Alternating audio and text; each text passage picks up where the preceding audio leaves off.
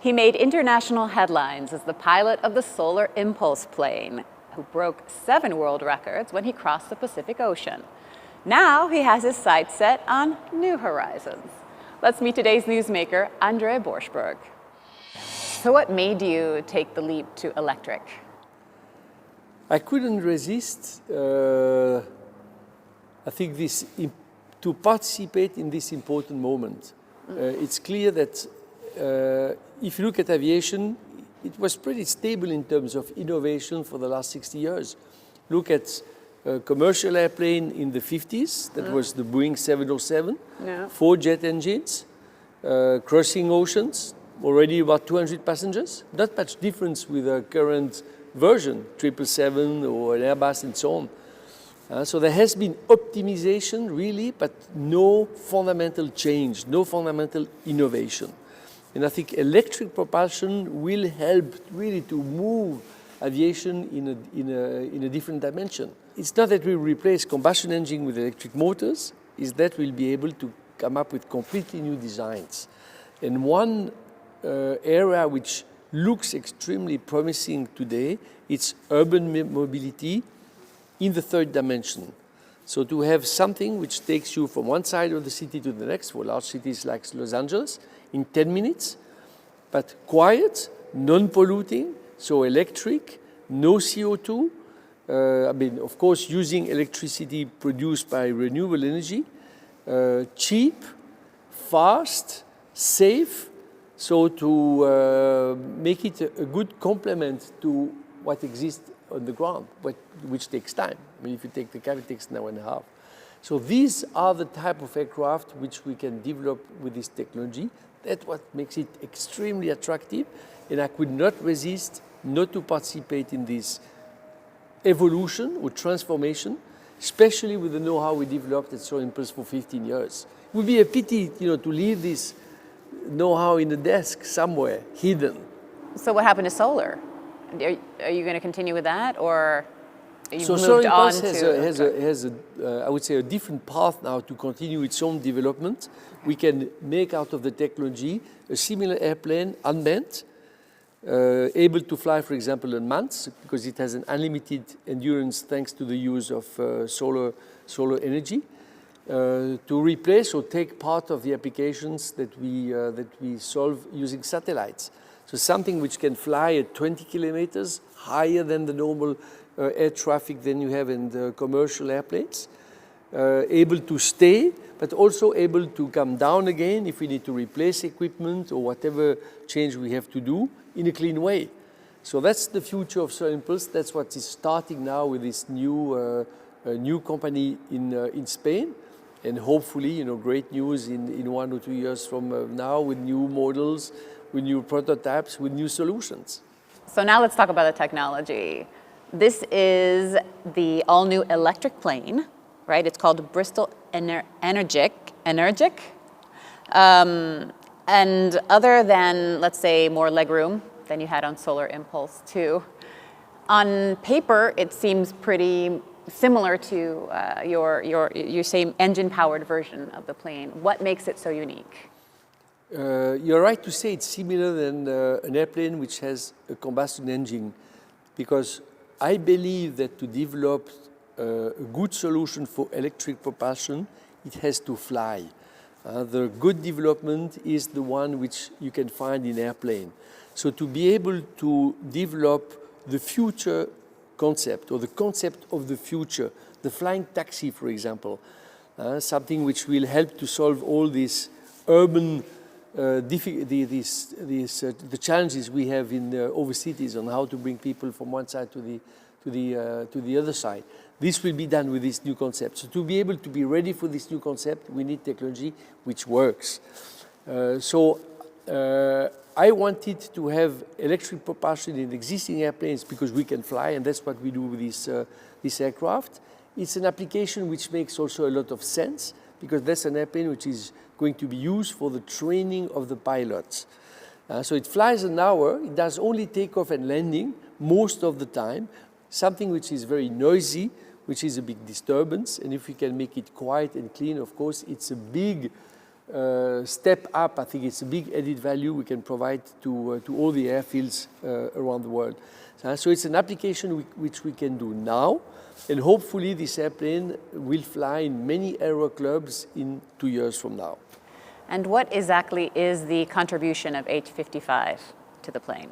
It's everything which is inside in terms of electric propulsion. That's the reason why we say it's e-powered by H55. Okay. So we have a motor, but it's very small compared to the combustion engine. It has a service life which is 10 times at least longer than a combustion engine again.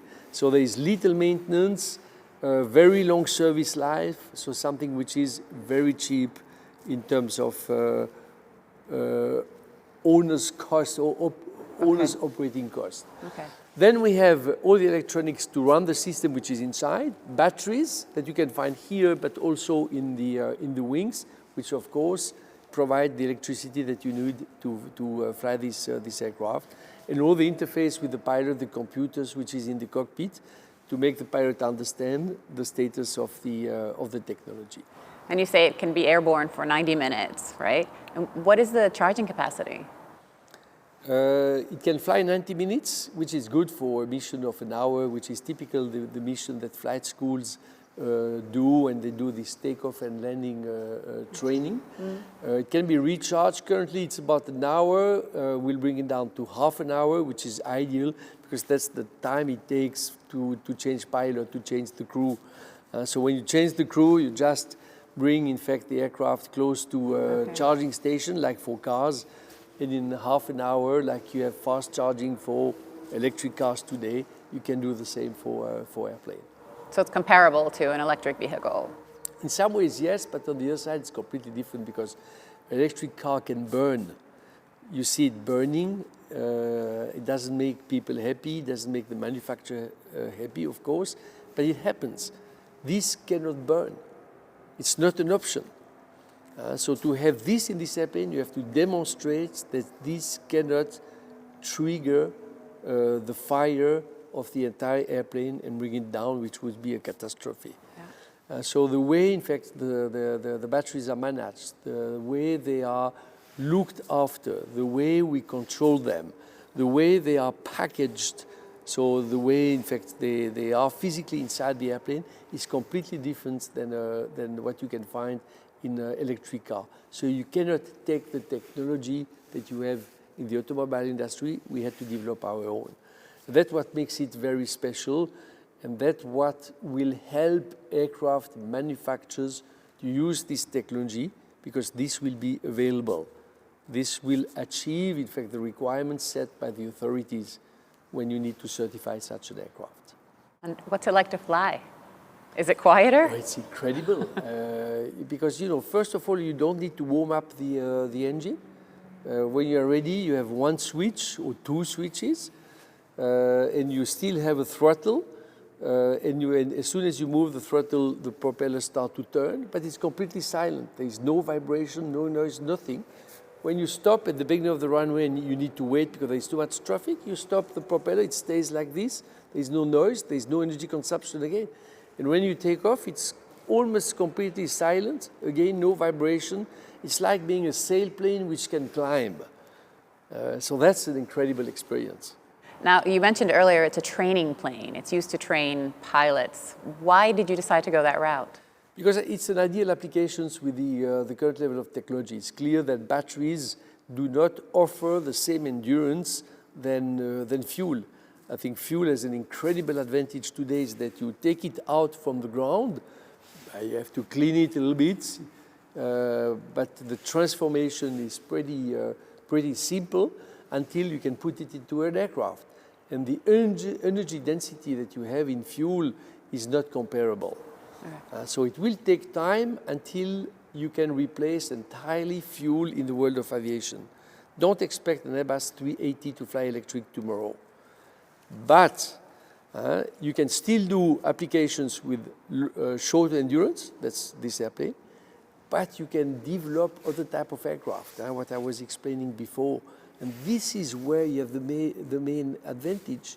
So think about having an airplane which can take off vertically like a drone, and you look the small drones that you can buy for a few $100s with 4 electric motors, they are more stable in the air when they are stationary than an expensive helicopter.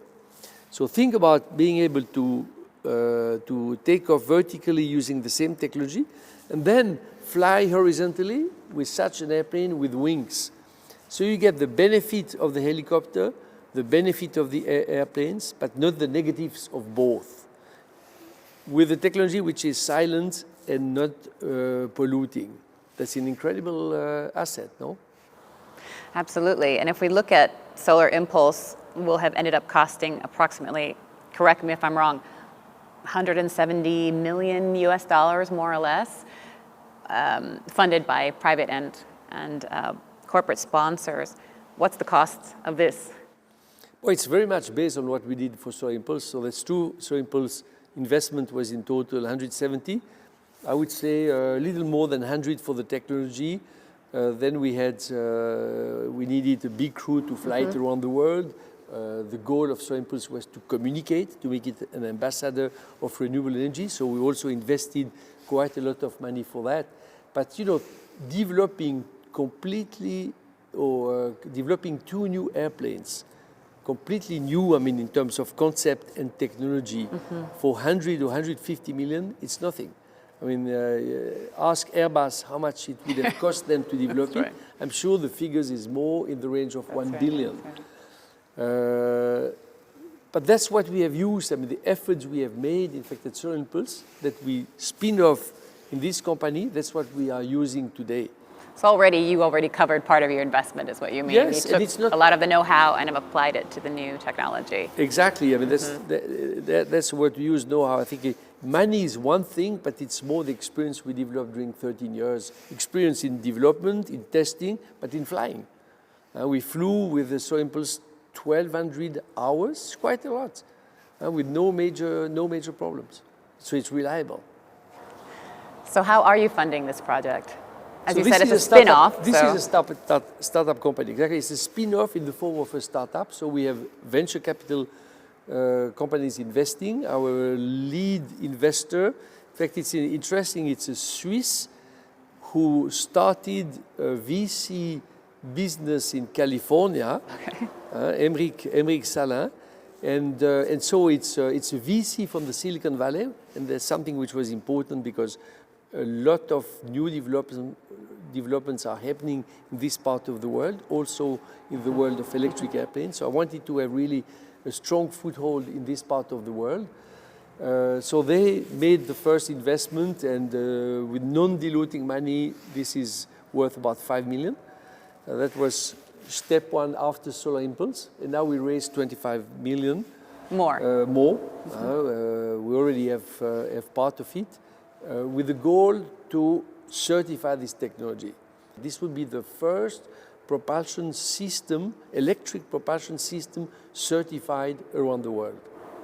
So it sounds like right now you still are relying on your investors and on venture capital, but you're also a member of the Solar Foundation's World Alliance for Efficient Solutions, right? So that's one of the Foundation's 1,000 profitable solutions. That's the project of my partner Bertrand. Does that come with money? No, not yet, but they could. Okay. I think the goal of the foundation is to bring together 1,000 projects around clean technologies, which makes money or will make money, but which are or will be profitable, to show the political world that there are a lot of solutions to make our world cleaner. So we are one of these 1,000 solutions there. So how do you make money at the moment? Currently, we spend money. We don't make it because we want to finalize the development of this technology. But this is our first customer. So BRM Aero is a company which will use our technology to sell flight trainers or electric flight trainers for flight school in about 2 years from now. We'll be able to work with, and there are other aircraft manufacturers who are very interested with these technologies, and they will become our customers as well. So our revenues will start to pick up and gradually increase in 2021, 2022. Okay. So BRM Aero, just to clarify, is the manufacture of the actual plane. Exactly, of the structure. Of the structure of the plane. We manufacture what's inside, and they manufacture the airplane structure, and they have quite a lot of experience in doing so because they are selling, I guess, almost 100 airplanes a year already. But for the time being, using combustion engine. And for the time being, focusing on that training market of pilots training. What about going into hydrogen power? Is that part of the dream? It's part of the roadmap, because part of the roadmap is to develop a hybrid system. A hybrid system is, like in car, something which allow you to produce the electricity you need that you cannot store in batteries. So as a first step, we are using fossil energy because it's more simple and you have to go step by step. But in a second step, hydrogen, I think, would be a good way to make it clean. So yes, it's part of of our roadmap, and it's hopefully we'll come up with a very good solution. This is part 2 of the Newsmaker with Swiss pilot André Borschberg, who you may know as the record-breaking pilot of Solar Impulse 2, but hopefully now, especially if you caught part 1 of our interview, we'll also know him for his latest role in promoting the diversion of aviation from fossil fuels with his all-new electric plane. So catch that in part 1 of our interview, but now in part 2, we're going to move on from the technology into, let's say, the landscape, because you are not alone on the E-plane training horizon. I mean, we've got Slovenia's Pipistrel, they have their own small electric plane. Airbus has the E-fan. Startups like Colorado's Aero Electric Aircraft Corporation are targeting the trainer market. How can H55 be competitive, stay competitive? Well, thanks God we are not alone, because if you are the only one to believe in something, I think you have to especially, I mean, in the change of technology, you should have some doubts about, your vision of the future. So I think we'll not make it alone, but of course we want to stay ahead, and I believe we are ahead because we started very early, and we have been flying quite a lot with Solar Impulse. So I think we have developed interesting solution and architecture to make the introduction of this technology, electric propulsion solutions, into aircraft in a more simple way. And when I say in a more simple way, because this has to be certified, so to make it easily certifiable, that's the way and that's the strategy we have chosen. And I believe, in fact, that's a strategy which will make sense in the future. Now there are different players, but they are not acting in the same world or in the same airplane category. So I think there is a space for many players. And as I said, if you have only one electric cars in the market, you can take a position, but you need to have a charging station. You need to have airports which are equipped with this technology, infrastructure. So that's the transformation of a big world. And do you find that there is the possibility for a lot of collaboration then on this level, if on the landscape, or? Well, for me, yes, because as we do only one part of the technology, we'll have to work, and we are working with the other players. So part of them are our customers, part of them can be our partners. I would say up to a certain stage, yes. Also, to guarantee the quality of what you deliver makes partnership with experience not easy. Because you need to have a partner who has the same dedication that you, the same motivation than you to come up with the best product. So I would say yes at the beginning, we'll see in the future.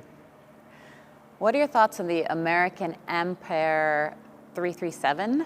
Have you heard of this? The largest hybrid electric aircraft ever flown, and they recently launched with sights on commercial use by 2021. How realistic do you think this is? I think everybody has extremely ambitious plan in terms of certification, because that's the only way to communicate with you investors. But it takes much more time. And I think a lot of companies did not realize the difficulty they will have, in fact, to come up with the certification, because you don't only need to certify the technology, you need to certify your own organization. You have to demonstrate that you are able to produce a certified product, but also to keep it certified over time. So a lot of processes, a lot of procedures. That's what makes Airbus and Boeing so big. And in some ways, that's the challenge we have, because when you get bigger and you have more processes in-house, how do you keep the agility that you have as a startup? So I think that's where I see one of my big challenge as the CEO of this company, is to be able to marry two different worlds. The world of innovation, where you want to be quick and extremely innovative, and the world of certification, where it's all about processes, it's all about demonstrating safety. If we look now, I guess, into the broader market, in the first part of our interview, we touched a little bit on urban mobility and how this is part of the ultimate dream for your kind of technology, flying cars and taxis and such. And the German company Lilium comes to mind, actually, for their flying electric taxi. What about this? How do you see? Tell me more about how you see H55 and your technology contributing to this. Well, trend. first of all, I think the fact that they are raising now 500 million is good news. It means they understand that it's not going to be easy. And you don't produce a new flying taxi with 100 or 200 million. Lilium, we're referring it's to, impossible. Right? So Lilium is looking for 500 million, and I think that's the right way to go about it. But to build up a large organization with many hundreds of people, ultimately thousands of people, is a huge challenge. To make them work in line, basically with one vision, is to make this airplane fly certified. That's where we can bring added value with our technology, because that's how we could propose solutions which have already been tested, which have been going through the certification process, which would make the life of such a company easier. But the difficulty, the challenge they have today is that as there is no experienced partner in the world of electric flight, they have to do everything by themselves. And that's, I think, what they're currently doing. But when they will see that there are other solutions which are interesting and available, that's where I think a partnership can be developed with them. I mean, when I try to envision a future filled with flying taxis, and in the case of some of this technology, even autopilot, I mean, there's somebody actually flying these taxis. I mean, it doesn't, there's part of it doesn't, it feels still like science fiction. Like it still is something that's far away. What are we talking? I think you're right to say that. It's going to happen only step by step. I don't think we'll have autonomous flight in the short term. So this flying taxi will be piloted like they are today. I think the system which will be provided to the pilots are going to be such that flying this type of airplane will be much more simple than the current solutions we have, either helicopter or airplane, but they will be piloted. So it will take time until you have autonomous flight and you can board something, I mean a platform where there is nobody inside, and you talk to the computer and bring me to the other side of the city. But it will happen. And I think it will happen. When?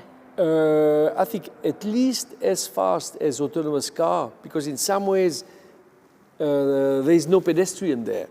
There is no dog crossing the streets. There is no children jumping on the road. So it's much more predictable.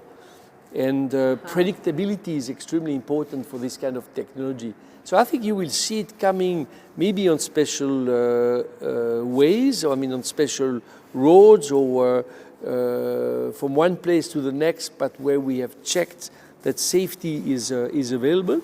And slowly it will grow, in fact, at a larger scale. Okay, it's been about 3 years, right, since you and Bertrand Piccard completed your flight around the world of Solar Impulse 2, which for those people in the room who don't know what that is, it was a a sun-powered plane that could stay aloft for days at a time.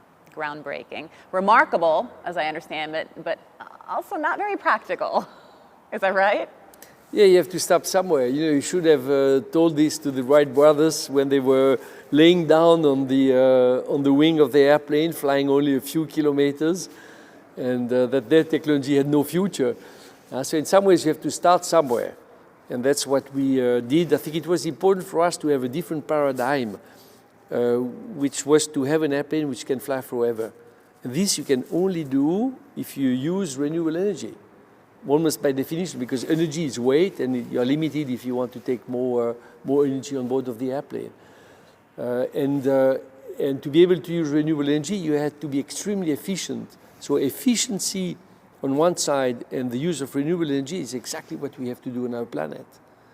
So that was I would say, the motivation to come up with such a solution. But it was the first time we could do something like this. And I flew 5 days, 5 nights over the ocean. It was an incredible feeling. I could have been flying another set 7 day, records, 6, by 7. the way. That's true, but you know, the feeling to be completely independent to what you have inside and to be able to continue flying was incredible. I've been flying jets where you always have to keep an eye on the fuel gauge because it gets down extremely quickly. How funny. So that was an incredible feeling. So in the future, we won't be hearing so much of this. Hopefully not, and I think this is the technology of the past already, and very soon it's going to be in museum. On a technical level, you shared that you did use a lot of a lot of the know-how from Solar Impulse in the new technology for the electric plane. But what were some takeaways for you as an entrepreneur from the Solar Impulse 2 experience? I think that nothing is impossible. So in some ways, if you believe in what you do, if you bring together people who share the same vision, the same motivation, because it's teamwork, it's not something that you do by yourself, that's something which can be done. And you learn that, of course, you'll be facing a lot of obstacles, a lot of difficulties, but each time, in fact, these obstacles, these difficulties bring you on another path, which makes maybe the progression easier. That's loud. Well, that's loud now, huh? I can't imagine that planes won't be loud, because that is really one of the things that, even when you're traveling inside. If it would be electric, I think we would not have heard the airplane at all. Really? Maybe it's that quiet? Still the propeller, but Yeah. but the major part comes from the engine. So could it sneak up on you the way a Prius does? Well, we'll be able to listen to this one, of course. Maybe not as powerful, but certainly much less noisy. Huh? All right, you mentioned earlier that these kinds of projects only happen with teamwork, and in the case of Solar Impulse, your partner in crime was, again, Bertrand Piccard. How involved is he in H55, if at all? Well, he's doing now the project with the foundation, bringing 1,000 ideas or projects together to demonstrate the potential of clean technologies. And I'm really focused on this, so we see each other from time to time, but everybody is following basically the same path that we had. I focused and spent my time on developing these 2 airplanes to make the flight around the world. And he already was very much about the message, the communication, the why we were doing Solar Impulse. So we continue on the similar path. And do you support each other? Do you share ideas and this kind of thing? Or? Yeah, when we have the time, yes. Yeah, I mean, we try to see each other more often, because we discover that we never have the same idea. If there is an issue, we think in a different way.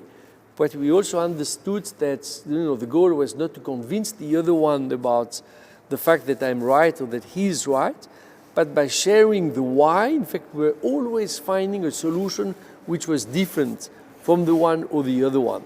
And when you understand that, simply said, you understand that 1 + 1 = 3. So him, me, and the 2 of us went together. And now Solar Impulse 2 gets a second life in Spain. It does, yes. And this was important as well. Skydweller, no?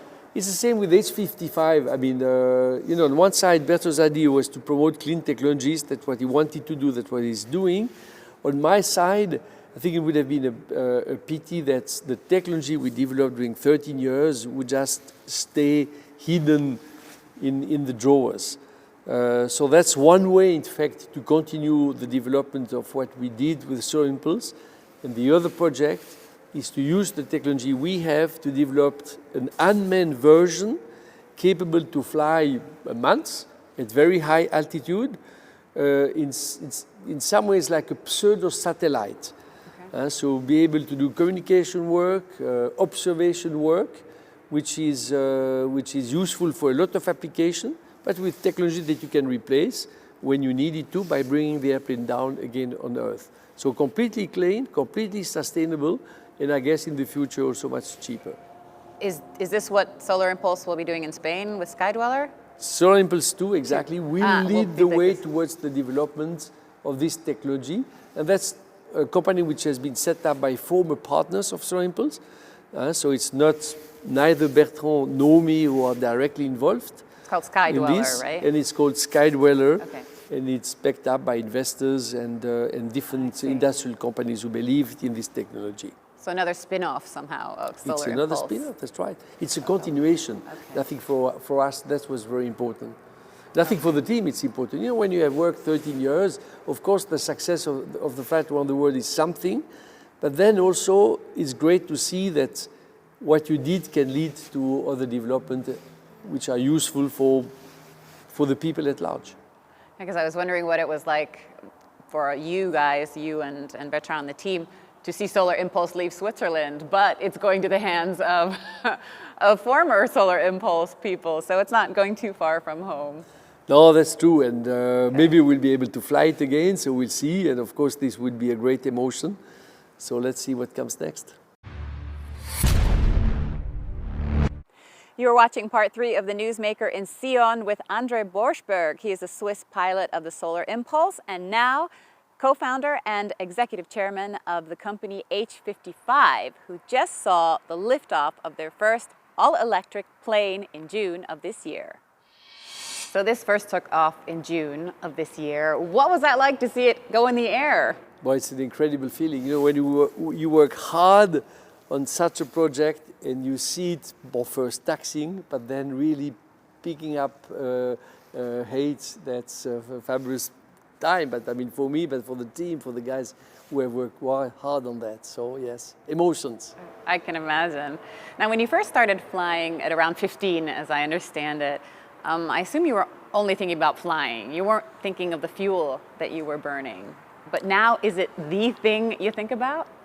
At the time, I was reading a lot of books because there was not so many movies available, and books about pioneers, about pilots, about the people who made the aviation we know today. So that was the start of the dream. And I think that's the reasons why, you know, when I could start Solar Impulse, it was in some ways reopening these doors of my childhood. But so you were thinking about the burning of the fuel back then? No, not at all. Okay, no, okay. not at all.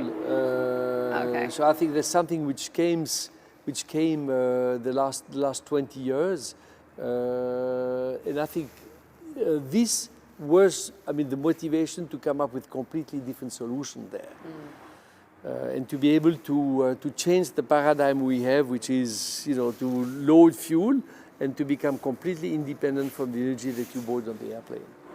And are we doing enough at this point? By far not, no. I mean, if you look at the goals we set in Paris at COP21 a few years ago, we didn't do much. So we always set new goals. It's interesting because we always set goals which are pretty far away. You know, when you see politicians setting goals about 2050, they won't be there anyway. So, you know, how can you be accountable for that? So I think it's great to have a vision for 2050, but we should set goals in 2 years, in 3 years, in 5 years, so that people will fight for that. I think this is missing. That's reasons why it will not happen. I wonder some of the other challenges you see facing sustainability. I mean, one of them is how do you make it more attractive, right? Well, first it has to be, I agree, it has to be economically interesting for the people. I mean, you know, to sell the solutions for a better world in the future, nobody buys that. So it has to be interesting, and I think that's, you know, what we see in this type of products. I mean, it's great fun to fly. But that's what you see in electric cars. It's great fun to drive. If you try an electric car, I don't think you will go back to combustion engine. So I agree. I mean, the product has to be in some ways sexy. It has to have attractive characteristics, and it has to be economically interesting. But that's what we try to demonstrate also with the foundation. That's what my partner Bertrand is trying to bring forward. There are so many great ideas which are available. They are blocked by the fact that we still use the old solutions. Well, to your point, I mean, the numbers say it. I mean, the market is there. Accenture estimates the value of implementing a circular economy to be at 4.5 trillion globally. I mean, others put it at least 13.5 trillion by 2030. I mean, it's growing. I mean, it is there, but there is this something that happens along the way that is preventing the scalability. I think what's preventing the scalability is our inability to change or our reluctance to change. I mean, look at electric cars. Automobile industry was able, when we were starting this project, to demonstrate that to build an electric car was not possible. And the range was not going to be more than 50 kilometers. So we had to wait that Tesla demonstrate the contrary, demonstrate that it's a product that people like, to force the automobile industry to slowly shift towards this technology. Next year, everybody will have such a solution, but it will have taken 15 years for that. So I think what's blocking us is the reluctance to change as an entrepreneur, as a leader, as a consumer, and that's what slows down the process towards less carbon. And then you've got, I mean, the tech industry has its own sustainability issues, right? I mean, when you think of things like electric vehicles, you have to think of, well, where's the power coming from? Is the power that's going into the electric vehicle coming from a sustainable, renewable source? And then how do you guarantee this? You cannot guarantee, but if it's attractive for the manufacturer, it will happen. Today we can produce electricity much cheaper using solar energy than fossil fuel. It's 2 to 3 cents a kilowatt hour versus 6 or 7 for coal or for gas. So the technology is good. The electric cars now start to bring the range we need. 400 kilometers, 500 kilometers, maybe potentially 600 kilometers. So think about the world where everybody has an electric car. The electric car is attractive because it's more efficient than the combustion engine. So the amount of energy we'll use is going to be about half of the energy we use today.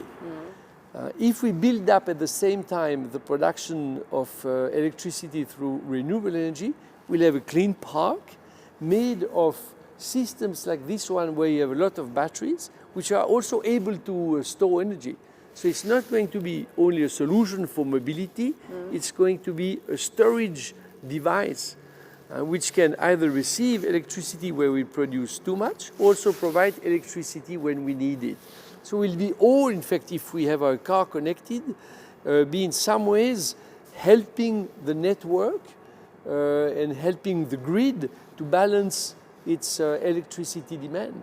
So that's an interesting concept, but it will come when, of course, the switch will have happened. So maybe, hopefully, in 15 years from now. And then, of course, you have the sustainability issue at the end of life of technology. You know, what do you do? Fashion gets hit right and left, always in the crosshairs for being unsustainable in terms of closing that circle. What about tech? I mean, we don't talk about it, but it leaves a lot behind.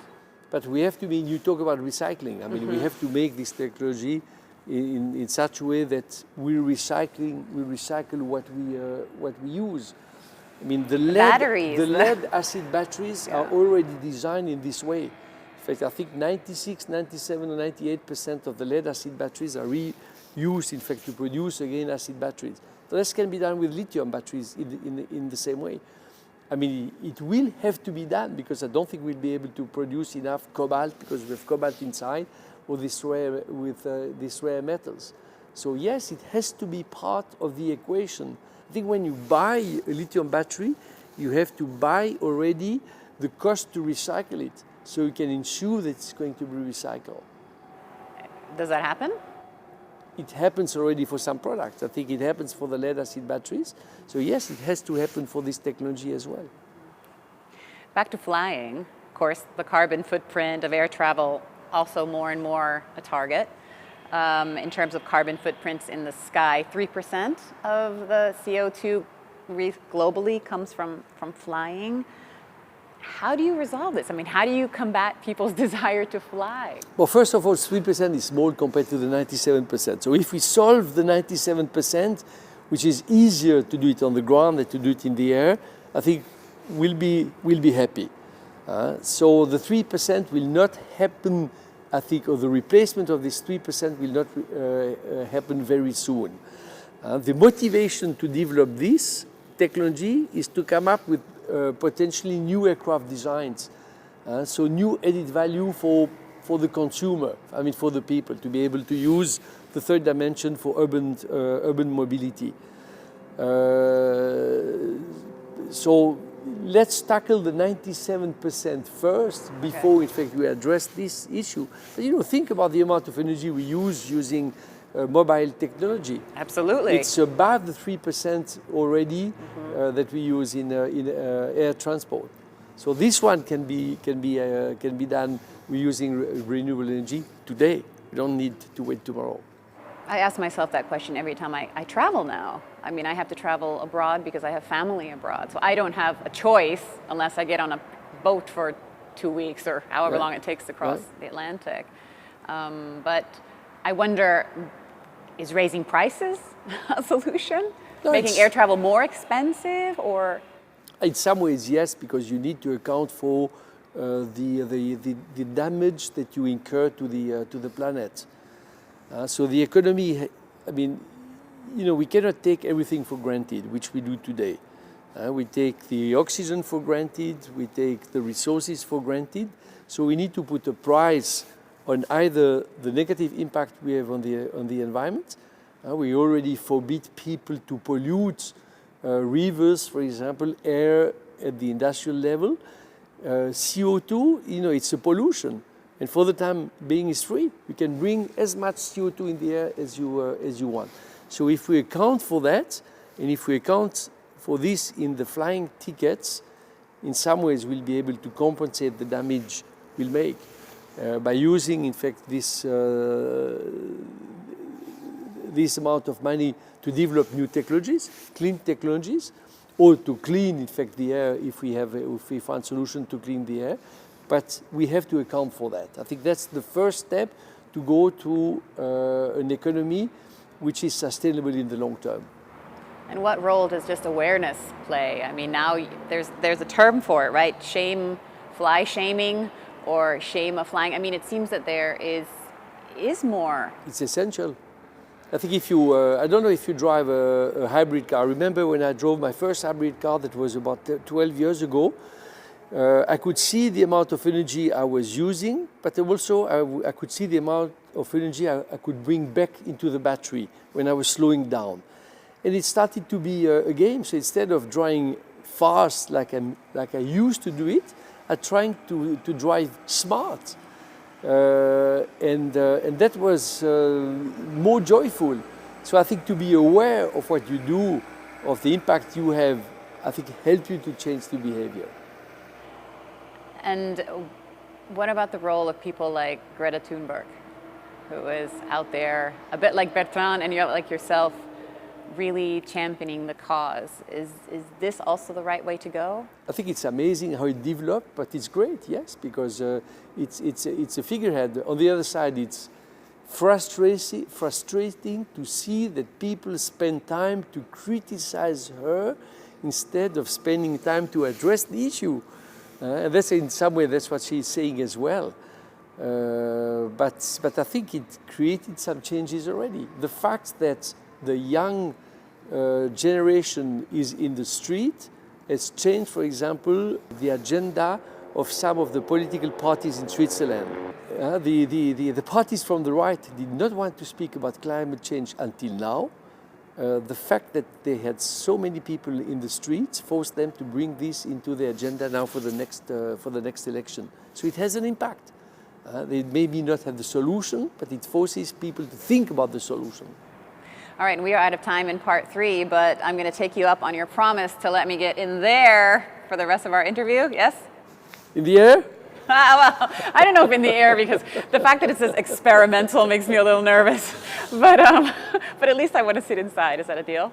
No, we can, yes. Deal? Yeah, for you? Yes! Oh, yeah, okay. Okay. This is part 4 of the Newsmaker in Sion, Switzerland, home of the Bristell Energic, the electric plane, and Swiss pilot and entrepreneur André Borschberg's latest effort to help divert aviation from fossil fuels. So, ready to fly? Yes. I don't know anything about flying. Yeah, it's a good airplane to learn. Yeah, so I hear. Yeah, it's interesting to see that the young generation today says, I don't want to learn on a combustion engine or the technology of the past. I want to have the technology of the future. So flight schools have more program to attract young people because of the old technology which is still used on airplanes. So you think this could be even a way to attract more people into flying? At least in this part of the world, yes. Maybe in Asia it's not the case yet, but in this part of the world, yes, certainly. And how different is this cockpit from a combustion engine plane? It's the same, no? The cockpit is not so different. We have 2 screens which gives you information about the electric motors and the batteries. But of course you have information about the combustion engine as well for the all types of airplane. So in some ways it's pretty similar. I think the difference is in the front, is what propels the airplane and the energy source that we have inside of the aircraft. And it is a little bit heavier. This one is heavier, yes, because batteries are still heavier than fuel. So it's heavier, but in some ways it's not bad because people like to learn on an airplane which is heavier, which is closer to a real airplane of the future. And so today you have 2 different schools. You have the ultralight airplanes, which is for the learning and the training on for ultralight aircraft in the future. And then you have what we call the light airplanes, but which are heavier, which leads you to the license that people need afterwards if they want to go on the larger aircrafts. So do you have like a waiting list of people wanting to train on this plane? We do, yes. We have a waiting list of flight schools who want to acquire this airplane, and we have even people who say, can I buy it because I want to fly electric on my own. I think it's funny. It's coming. It's coming. It's funny what you said to me earlier, how some of the flight schools already want to alert the neighborhoods that a quieter time is coming. That something is coming, that they be patient. Please be patient. Yeah, of course, because the pressure is mounting very fast. And so the number of hours that flight schools can train their students is shrinking. They don't want to have it over noon. They don't want to have it too early in the morning. They don't want to have it over the weekends. So it makes the life of the flight schools difficult today. You know, just kind of changing gears quickly, but I've read a lot about of course, your flight over the Atlantic with the Solar Impulse 2, and that moment, that point of no return moment, where you decided that, in spite of the fact that there was some kind of malfunction, malfunctioning happening, you were going to do it. You tell me about that moment. I mean, were you afraid? You know, in some ways, you prepare for this kind of situation. I mean, you prepare for technical failures, what you do, but it was very difficult to prepare yourself for the level of emotion which was created by this situation. So one of the equipment didn't work, so the engineers immediately said, André, no problem, you come back to Japan, we fix it, we find another day to fly. Yeah. But we had been waiting 2 months to find the right weather window. And that's where the first time that the weather was improving over the Pacific. And I thought, I can handle this the situation or the fact that one of the equipment didn't work because there was other alternatives. So I think it's more important to have the right weather, so I continue. And we agreed with my partner Bertrand that this was the right strategy. This was important, of course. but the engineers became completely crazy. I mean, some of them wanted to resign and leave the project and says, we don't want to stay with the management which is taking so much risk. I think they may not have realized, the options and the reason of our decision, but the emotion which was created in the team was enormous. And for me as well, I mean, it took me a full night to digest it. I didn't sleep much. And I had the impression when I saw the sunrise the following morning that I was, in fact, throwing this emotion out of the cockpit and I could get back to my normal life. I mean, normal spirit or mindset to continue the flight over the Pacific. So training for emotion was not possible, unfortunately. It had to be done on the spot.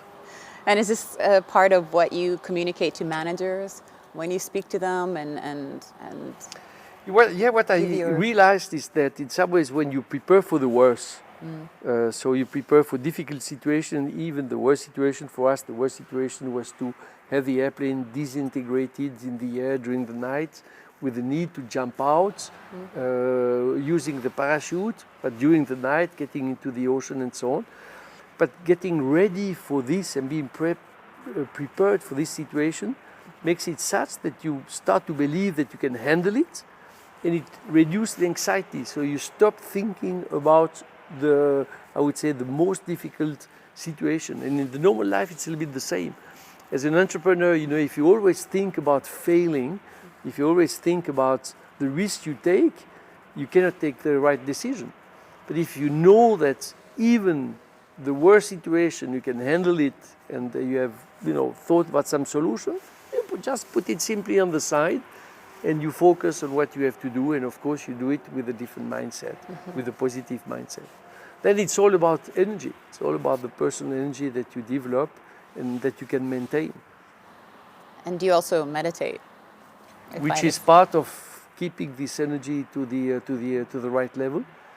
Meditating helps you to, in some ways, reduce the flow of ideas which comes to your brain and calm the brain activity and give space to maybe the good ideas and the good moments. That's what I think meditation is all about. And you have 3 children of your own. Yeah. Do any of them fly with you or share your passion for flying? Now, and 3 grandchildren. Yeah. Congratulations. That's exciting. Great. Yeah, that's even more challenging and fun. That's true. Oh, great. And do they share your passion for flying? They train with me on many things. When I had to learn how to jump out, to use the parachute, I did a lot of free fall training. You jump out of the airplane, do some free fall, you open the parachute. And I asked them, do you want to come and do the training with me? And they all came. The 3 of them came. They all did the license. My daughter as well. Okay. And so they were part of this environment, and I think they really liked to discover this world and to learn about how to manage your emotion, because it's not easy to jump out of an airplane. I've never jumped out of an airplane. I cannot imagine the experience, and if you're not used to that. My daughter has a pilot license as well, so she learned to fly. Now she stopped for a while because she just gave birth. But yes, I think they like the environment. But everybody's busy on what they do, and in fact, important is that they find what's important for them and what they really like and what they are good at. I think that's the most important role for parents, is to help the children to find their ways. And sustainability, are they also champions? Yes, but not. I think they are aware. They act in a conscious way. But they are not crazy about it, I would say. And maybe the world needs, more of these crazy people, which are criticized in some ways, but at the end help to make the change. So I think, we are conscious about it as a family, but we can, like a lot of people, we can do better. And what is your next frontier? Now we're sitting in the electric plane. So you already flew around the world in a solar-powered plane. We're sitting in your electric plane. What could be the next thing? Space? I mean, I don't know. Well, this would be great, certainly to discover, because I think it's the dream of a lot of people, and certainly And pilots. Would be also one of the dream I could fulfill. It's funny when you say that, because I was listing the 3 things I wanted to do over the next years, and this was one of them. So I don't know if it's going to be feasible or not. Okay. More and more You're difficult. Buy a ticket on, I don't know. No, I think any of it's these important is to airlines? get this technology part of the normal life of everyone. I think that's reasons why I'm doing this project. Certainly not to make money, but it's to make sure that what we have here, which is highly attractive in terms of